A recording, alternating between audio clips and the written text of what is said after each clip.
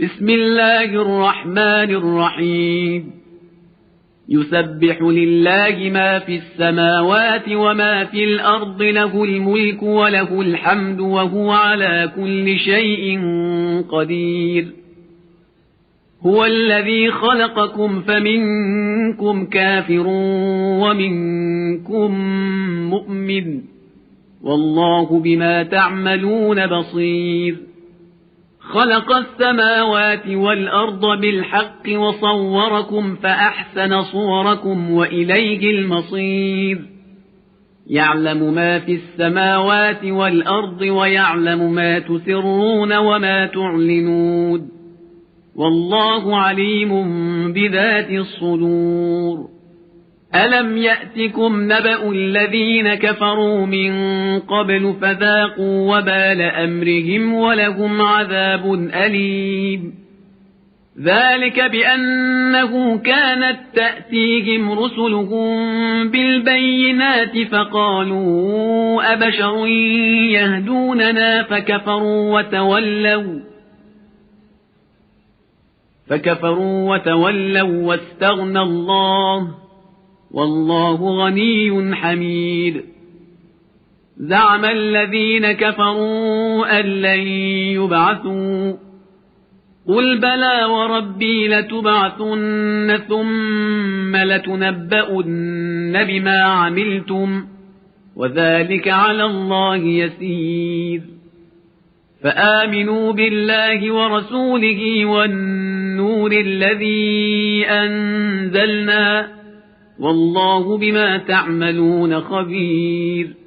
يوم يجمعكم ليوم الجمع ذلك يوم التغابن ومن يؤمن بالله ويعمل صالحا يكفر عنه سيئاته ويدخله جنات تجري من تحتها الأنهار خالدين فيها أبدا ذلك الفوز العظيم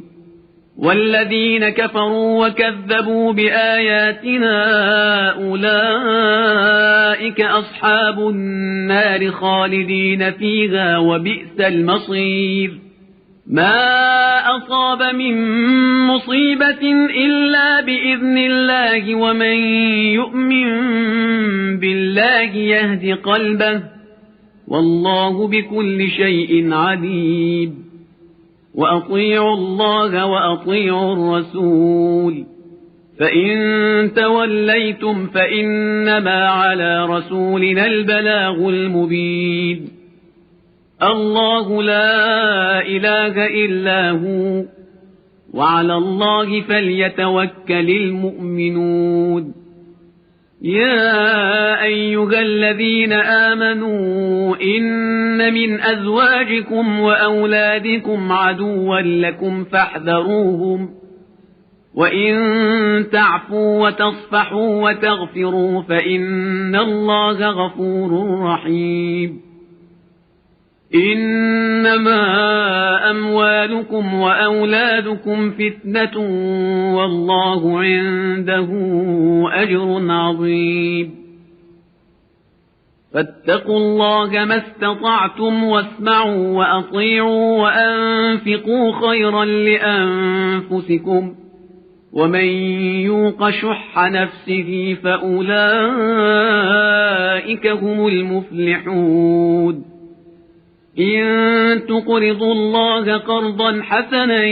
يضاعفه لكم ويغفر لكم والله شكور حليم